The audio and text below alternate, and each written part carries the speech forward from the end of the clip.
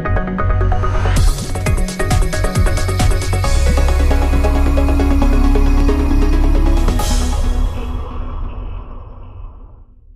morning, everyone. I'm Steve Kelley. I'm the director of the Center for Science, Technology, and Public Policy at the Humphrey School. We're going to talk today about communicating complex information. And the two subparts are mindset and skill set. And I'm going to talk most about mindset because for reasons Kathy was pointing out, if we're really going to engage with the public, if you find yourself communicating complex information in a complex way, the public will not be engaged. So the challenge is to do this. Oliver Wendell Holmes Sr. said, "I wouldn't give a fig for simplicity on this side of complexity, but I would give my right arm for simplicity on the other side of complexity." And that's the goal that we have to engage in, whether it's as academics or public practitioners, to make sure that we are getting to the simplicity that keeps meaning but eliminates the noise.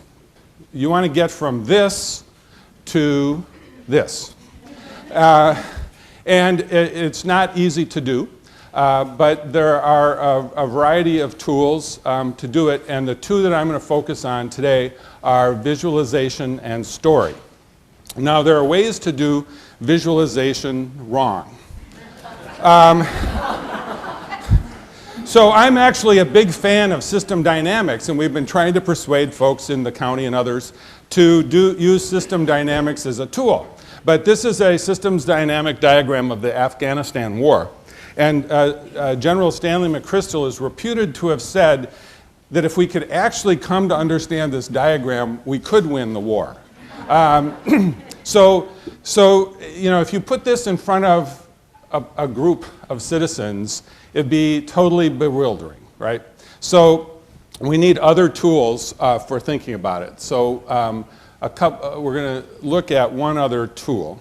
So oftentimes complexity involves really lots of data. So one of the data-rich subjects, and Tim Penny and I teach public budgeting, so we found this. So this is a tree map. And in the upper left-hand corner, you can see how much of this is the whole federal budget represented visually. And so you can see in the upper left-hand corner how much goes into Social Security. And then if you go towards the middle, you see the defense commitment in relationship to Social Security. And then, most scary of all for us, you can start to see how big our interest payments are as a percentage of the federal budget. Now, this is a pretty serious topic. We can also have a little bit more fun with it. So this is the top songs on iTunes presented as a tree map. And so in the left-hand corner, this is based on the song's chart position, and we can change the organization. And so now you can see that obviously the top song is in the upper left-hand corner and occupies the most space. But then if you change to days in the top 100, Adele leaps to the fore with her songs. And so this is just one tool that people can use. Now we're going to shift to a different kind of tool. So the Organization for Economic Cooperation and Development has looked at multiple measures of how well countries are doing. And so they've created this blossom chart that represents multiple dimensions of well-being for a country. And on the right-hand side, you can see the different dimensions that they're trying to represent in the blossom chart. And if we change education, you can see how the weighting changes. And then you can also go back to the balance chart, and then you can change it by rank. And you can see that Turkey is not doing very well. And on the other hand, Australia is leading the pack across these range of measures of well-being. And I saw this and I thought, what if in Hennepin County we could take census tracts or zip codes and assess in multiple ways and demonstrate to the public how their communities are doing on multiple dimensions? So that was one representation. And now we're going to show you a quick video, another technology for trying to describe how well communities are doing. Visualization is right at the heart of my own work too. I teach global health. And I know having the data is not enough. I have to show it in ways people both enjoy and understand. Now, I'm going to try something I've never done before. Animating the data in real space, with a bit of technical assistance from the crew. So, here we go. First, an axis for health. Life expectancy, from 25 years to 75 years. And down here, an axis for wealth, income per person, $400, $4,000, and $40,000. So down here is poor and sick, and up here is rich and healthy. Now, I'm going to show you the world 200 years ago, in 1810. Here come all the countries. Europe brown, Asia red, Middle East green, Africa south of Sahara blue, and the Americas yellow. And the size of the country bubbles show the size of the population. And in 1810, it was pretty crowded down there, wasn't it? All countries were sick and poor. Life expectancy were below 40 in all countries. And only UK and the Netherlands were slightly better off, but not much. And now, why start the world? The Industrial Revolution makes countries in Europe and elsewhere move away from the rest. But the colonized countries in Asia and Africa, they are stuck down there. And eventually, the Western countries get healthier and healthier. And now we slow down to show the impact of the First World War and the Spanish flu epidemic. What a catastrophe! And now I speed up through the 1920s and the 1930s. And in spite of the Great Depression, Western countries forge on towards greater wealth and health. Japan and some others try to follow, but most countries stay down here. Now, after the tragedies of the Second World War, we stop a bit to look at the world in 1948. 1948 was a great year. The war was over, Sweden topped the medal table at the Winter Olympics, and I was born. But the differences between the countries of the world was wider than ever. United States was in the front, Japan was catching up. Brazil was way behind, Iran was getting a little richer from oil, but still had short lives. And the Asian giants, China, India, Pakistan, Bangladesh, and Indonesia, they were still poor and sick down here. But look what is about to happen. Here we go again.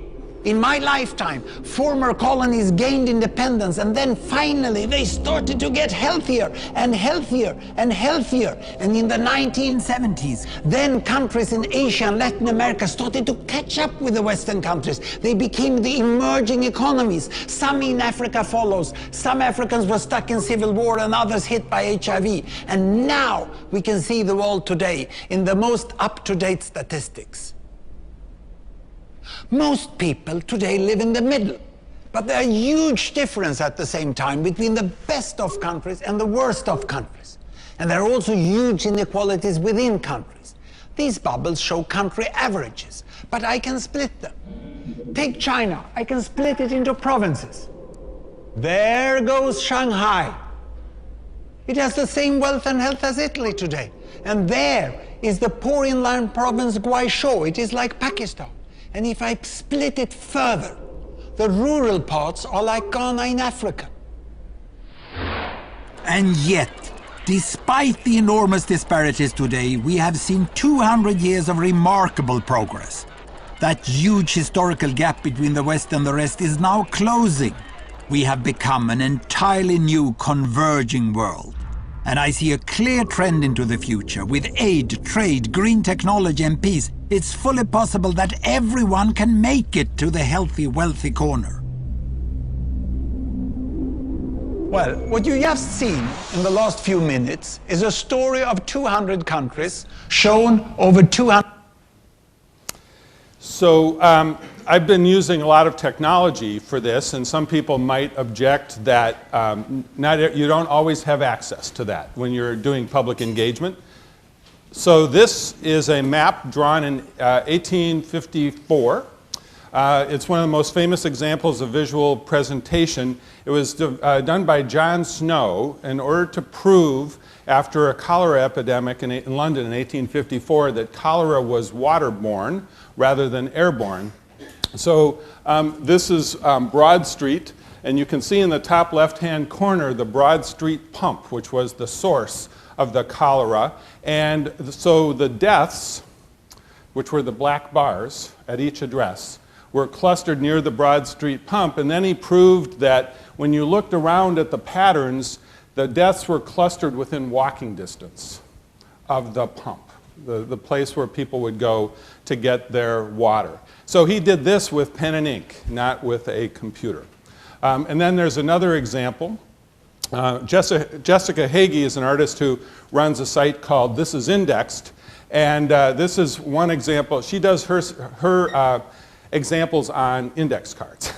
And so this is an index card she drew that posits a proposition regarding the relationship between ethics and medicine. So if profit is low on ethics and high on medicine, prevention is high on ethics and low on medicine, and care takes advantage of both. And then just another example. This is a little drawing that demonstrates that the answers are often hiding in plain sight. There are a variety of visual tools available to you, but there's some ethics involved in this. One is that as public servants in a democracy, we've got an obligation, an ethical obligation, among other things, to ensure that all of our citizens have access to information, to democratic access. And complexity, to the extent it's a barrier to that, is an ethical challenge for us. But there's some parameters to this, because one of the risks is that in the design of your visual communication, you could fall into the sin of trying to manipulate the audience. So here are a couple more examples from the cholera epidemic. So the policy solution at the time of the cholera epidemic was to take the pump handle off the Broad Street pump. And so that happened about a week into the cholera epidemic. And so you can see, according to this chart, which is a daily chart of deaths during that, I mean, this was a tragedy, 700 people in a week. So this is one representation, but if you change the scale, then it looks like the removal of the pump actually caused the decline in deaths. So the speculation is that even if the pump hadn't been removed, there weren't new inputs into the water under the Broad Street pump, and that the cholera bacteria in that reservoir would actually have died out over time. This is one way of representing it. And then if you were going to be a little bit more emotional about it, you might represent it this way. And so one of the questions is this maybe a little too manipulative as a way of representing the situation? So we're going to switch to the other tool. Hans Rosling at the end said that what he was doing was telling a story using the visual presentation. And story is another way to simplify information without losing meaning. You can use an individual story. I'm sure all of you have someone that you're part of Hennepin County or the university serves whose story represents the best of what you do. And you can incorporate that story. You can also tell system change as a story. We did a project for environmental services for the county on surface water governance, and one of the assertions people kept raising was, well, things aren't broken. Why do we need to change something?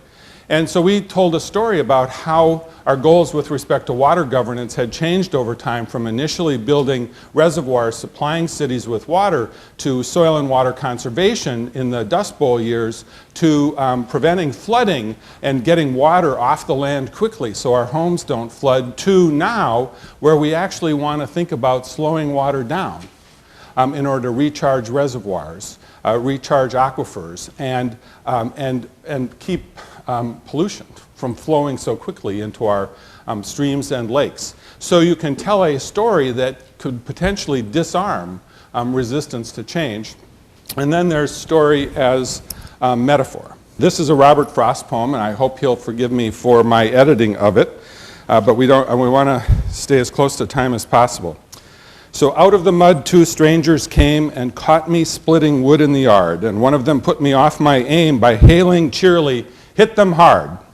I knew pretty well why he had dropped behind and let the other go on away. I knew pretty well what he had in mind. He wanted to take my job for pay. The time when most I loved my task, the 2 must make me love it more. By coming with what they came to ask, you'd think I had never felt before the weight of an axe head poised aloft, the grip of earth on outspread feet, the life of muscles rocking soft and smooth and moist in vernal heat. My object in living is to unite my avocation and my vocation, as my 2 eyes make one in sight, only where love and need are one, and the work is play for mortal stakes, is the deed ever really done for heaven and the future's sake.